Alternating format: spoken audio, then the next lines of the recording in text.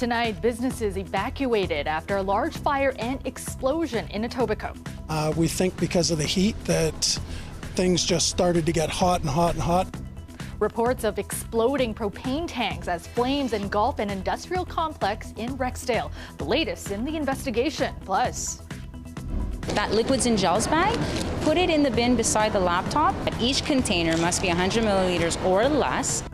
tips and reminders from Pearson Airport officials on what you can do to avoid unnecessary delays as the busy summer travel season gets underway. And promise of service, provide it.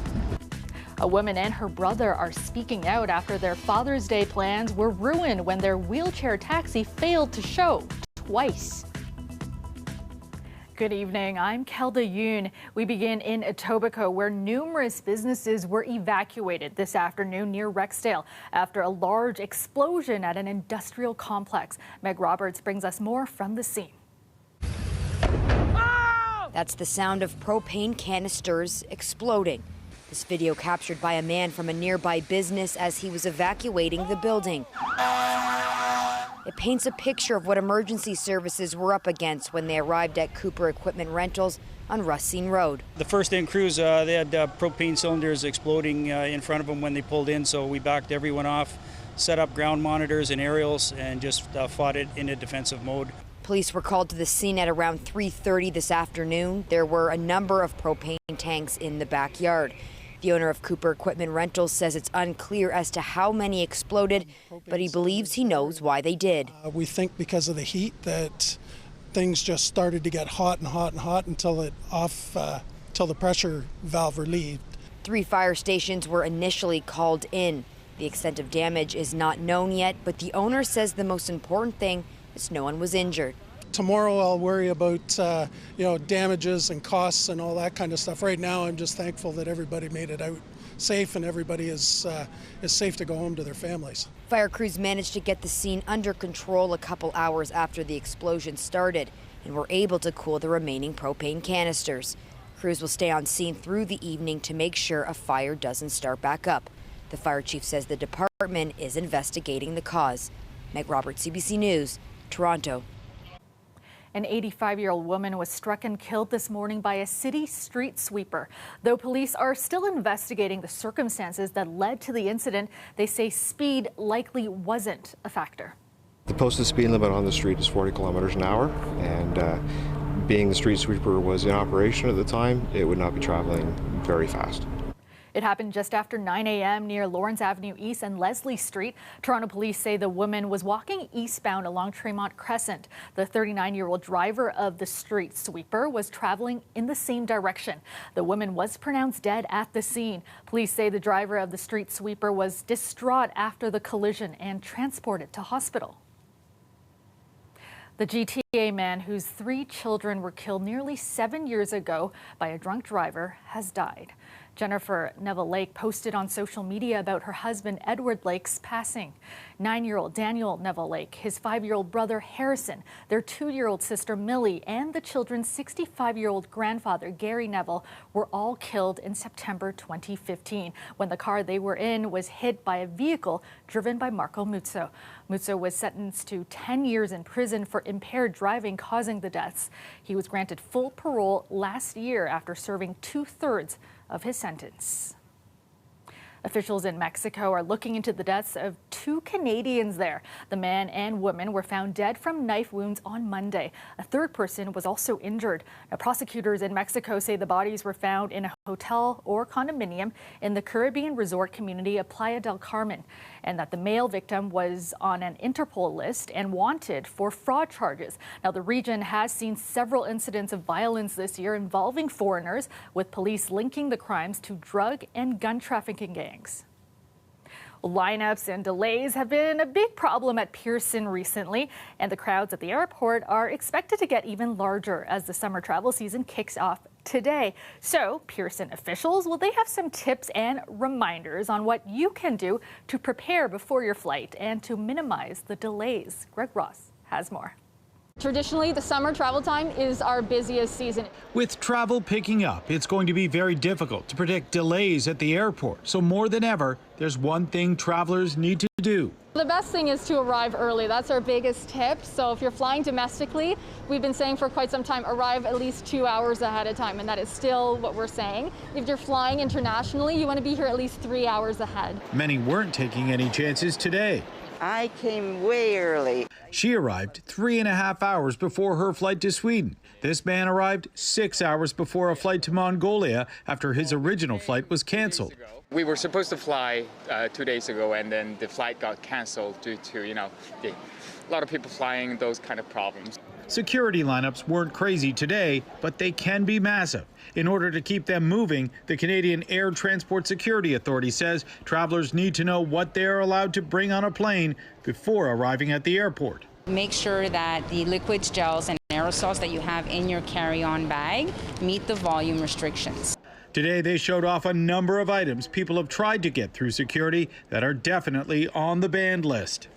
These type of tools are simply not allowed in carry-on baggage, as well as the bullets. So bullet belts might be a fashion, a trendy thing, but it's not allowed through the screening checkpoint. Torch lighters or lighters that look like grenades, don't put that in your carry-on. It's also important to have all of your documents in order, especially if you're flying internationally. Vaccine mandates have been dropped here in Canada for people who'd like to travel, who'd like to fly within Canada or leave. However, there are still restrictions around the world. Not having to show proof of vaccine was welcome news for these travelers flying back into Canada today. It's making everything much more faster, much more smoother, and I'm definitely happy like all the mandates are gone. I don't necessarily know if it's safer, with the mandates and COVID still out there. When traveling back to Canada, it's important to make sure that you filled out your Arrive Can form, which can be found on the Arrive Can app. Greg Ross, CBC News, Toronto. Well, it's safe to say the first day of summer lived up to expectations. Hot and sunny all day. We saw temperatures reaching the low 30s and nearing 40 at times with the humidex. Some people, though, as you can see, taking advantage of the high temps and the sunshine. The City of Toronto, though, has issued a heat event lasting through to Wednesday. Meteorologist Colette Kennedy joins us now with a first look at the forecast. Colette, definitely a scorcher out there today. Still pretty muggy right now. Yeah, I mean, what a day to start off the new season. It feels like we're deep into summer instead of just at the beginning. The heat warning in place from today, yes, carries on for similar conditions for most of the day tomorrow. So still keeping lots of breaks if you can, frequent ones, and a lot of hydration required as well. Then we also have some higher levels of ground level ozone. So the pollution level's not too good when we get into this kind of stagnant air, but it will get mixing as a cold front. Yeah, a cold front will be approaching for tomorrow. So once that comes through into the afternoon, we do have a risk of seeing a few thunderstorms popping up along it. But overnight tonight, quiet conditions. It'll be better for sleeping tomorrow night than tonight. 31 for your Wednesday with those values near 40 for the humidex. I'll talk about what's to come coming up. Thanks so much, Colette. Wheelchair accessible transportation in this city can be spotty, but one BC woman who planned months in advance to take her brother to a Jays game on Father's Day says 2 pre-booked cabs failed to show up. They missed the game, and now they're using their story to bring awareness about the need for accessible transit in Toronto. Ali Chiasson has that story.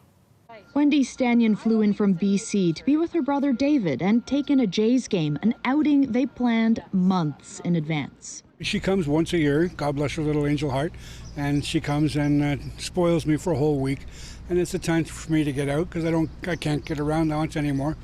So I was really looking forward to it. And of course the Blue Jays are playing so well these days. It was a real treat. Donaldson at first, 2 down.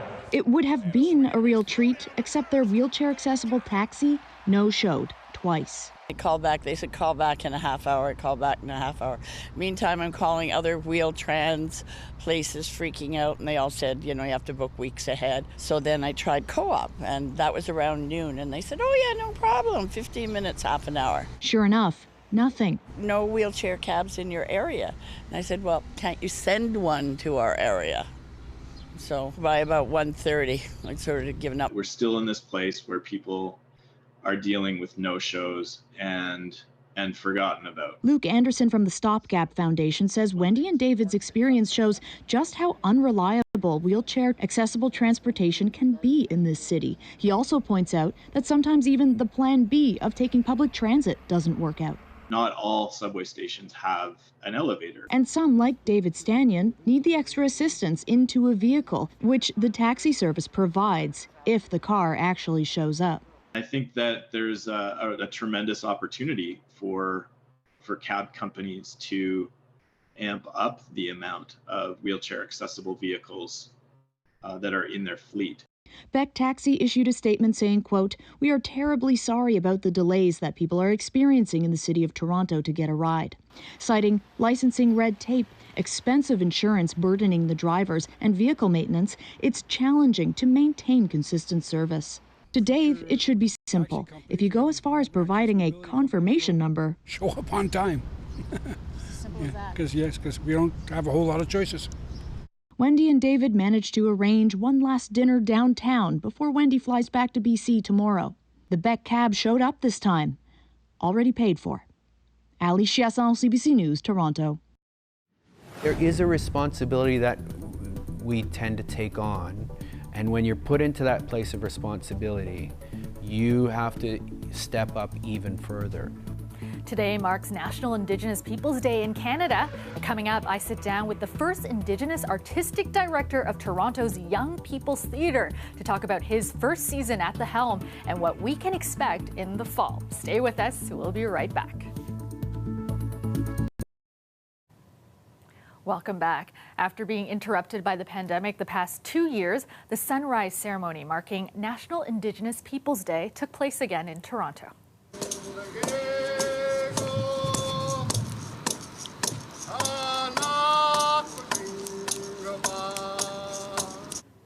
Crowds gathered around a sacred fire, sharing tobacco, berries, and prayers during the ceremony at Nathan Phillips Square today.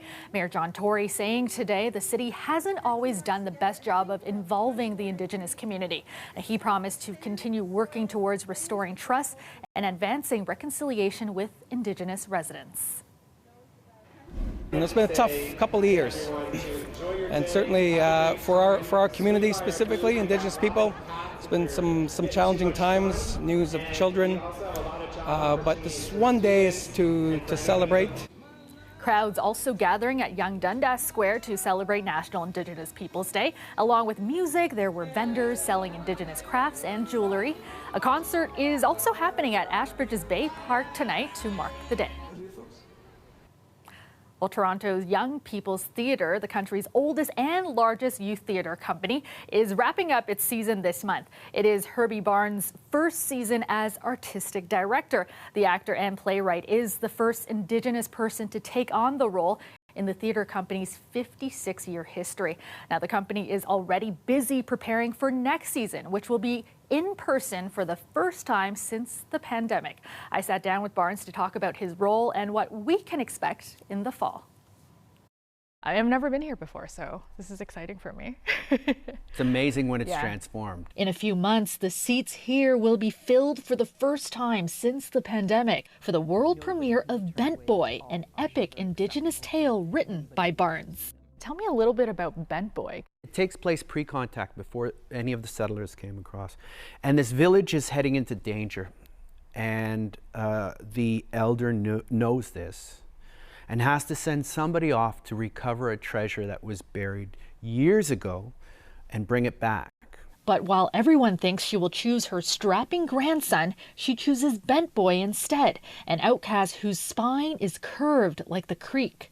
And as he's leaving, this grandson doesn't trust that he can do it, and so follows. And the two of them go on this journey. And what happens is they learn to look at the world in a different way. When you're developing a play like this, what's going through your mind? What are you hoping that they'll take away from it?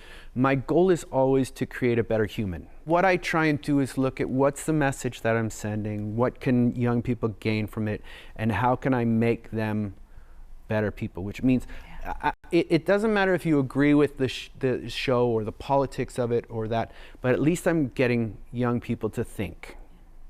And if we get young people to think and have an opinion, then they can be swayed and they have conversations, and then we create better humans. And then we're aware of each other. And if we're aware of each other, then we start to take care of each other. Barnes also hopes to incorporate lessons learned during this season. With no live audiences, they had to get creative. Productions like his play Russell's World were filmed and streamed online. Why did you take my globe? I'm a pirate, and pirates steal treasure. There are communities that are outside of our regular community that now I'm going, hey, we do have a way of reaching them. It's not optimal, but it is a way at least that we can pull them in. As the first Indigenous artistic director of this theater company, do you feel that a certain responsibility? That's a great question. Yeah, there is a responsibility that we tend to take on. For me, it's about supporting it. I look at people like Kevin Loring, who is at the National Arts Center, and I support him, and I think what he's doing over there is incredible. I think about Keith Barker, who just left Native Earth. I think of Joelle Peters, who's going into Native Earth. I keep trying to bring them into my circle. We have some incredible artists at Stratford this year who are doing incredible work. I'll work towards getting them into this building, working in this building, giving them opportunity. The building is currently undergoing major renovations and upgrades, which will be unveiled in September before the start of the new season in October. What are you most looking forward to for the next season? I'm looking forward to audiences in those chairs more than anything. That buzz when the first bus comes up to the door and drops them screaming and yelling, and teachers going, "Stay in line!" Yeah. And having the bodies in here and the laughter and the joy and the questions, you know, those kind of things are going to be. You miss that, right? I totally miss that. I love the buzz that happens with an audience like that. Theater is such a gift. And you are looking at a live shot of the Toronto skyline, mainly clear tonight and into the overnight. A heat warning remains in place. Currently, it is 25 degrees in the city. Let's go back to Colette now with a more detailed look at your forecast. And Colette, we can expect another day of scorching temperatures before some relief. Yeah, exactly. So we had lots of temperatures around the GTA in the low 30s towards the mid 30s for southwestern Ontario. It was actually quite a bit cooler towards eastern Ontario, but we've got another day with this heat for the GTA. So hang in there. And then by tomorrow, with the cold front coming through, the chance of a few afternoon showers, the greater risk is going to be for the Niagara region, but still a possibility of a few thunderstorms through the GTA midday. And then the trend after that, so we'll get into some drier air, meaning not as sticky by tomorrow night behind this cold front and for a few days. And the temperatures come down a little bit, but you know, we're still going to be trending on the warm side, and the humidity will be building back in too as we go towards the weekend. So a little bit of extra cloud cover for the first part of the overnight, and then we get into mostly clear skies. That sets us up for Wednesday with sunshine again. Now, as we get towards, here it is, the noon hour, you can see a few pockets here bubbling up with some showers. With that front coming in, it's kind of that trigger and a lot of humidity, buoyancy to the air to work with. It looks like it may just bypass you there in southwestern Ontario before it really comes together. But this does become a little more significant. Depends on the timing here as we get towards mid-afternoon. So that's why the Niagara region, you could have more activity. And boy, the activity is going to linger into eastern Ontario through tomorrow night into, in fact, towards Thursday. Then we get into more sunshine coming our way. What's happening here? Well, that front changes those winds to the northwest, so it's really about the direction and not the speed with them. That is going to help us get that new air mass in. That'll be more comfortable. So that's after tomorrow. By the time we get to Thursday, Friday, a little relief in store, Helda. Thanks so much. To infinity and beyond from right here in the GTA. Canada's first rocket factory opened today, and it's in Vaughan. Astronaut Chris Hadfield was on site for the ribbon-cutting ceremony. Right now, we have to pay somebody else to take us to space. With the advances in technology that they're taking advantage of here, that maybe allows us to carve out a niche of the market that nobody else is in, that will allow those monies to come into Canada instead of pouring out of Canada. So it's a really lovely side benefit of the creativity of the folks here. Space Ride is a space transportation company that is building a network of smart rockets to accelerate space development. The company's fleet intends to perform cargo delivery missions from the Earth to the Moon and anywhere in between, offering a private Uber-like service for cargo in space. Each trip will cost a flat rate of $250,000. Their first launch to orbit is scheduled for next year. They plan to go to the Moon in 2024. Scarborough Health Network is getting what it says is the largest financial gift in its history, $20 million for its Love Scarborough campaign. With today's gift, we will finally be able to put in place the world-class equipment and infrastructure Scarborough so deserves, and will match the world-class care by our medical physicians and our clinical staff. The network announcing it has received the gift from the North Pine Foundation. The money will create the North Pine Emergency Department at Centenary Hospital, as well as a diagnostic imaging concourse at Scarborough General and a Center for Surgical Excellence. North Pine says they were inspired to support SHN because of the gap in healthcare donations to Scarborough. Stay with us. We'll be right back. Students at Milton District High School are giving back to the community, building tiny homes for people in need. Together with Habitat for Humanity's Halton, Mississauga, Dufferin region, they are sending off 1 of 5 homes to the Chippewas of Nawash unceded First Nation in the Bruce Peninsula. We're able to educate young people about the need for affordable housing and empower them to take action in their communities. I look around at the crowd, at the people, and it's like warms my heart to watch the non-Indigenous, the multiracial components putting things together for the First Peoples of this place. A traditional smudging ceremony took place in one of the homes this morning. Each home contains a full kitchen, bathroom, shower, and bedroom. The students who built the homes did so as part of their curriculum and got class credit. Habitat for Humanity says building these homes gives more people an opportunity at having affordable housing. And that's our show for you tonight. Thank you so much for watching. We'll leave you now with a last look at some of the National Indigenous Peoples Day celebrations that were underway across the city today. Have a great night, everyone.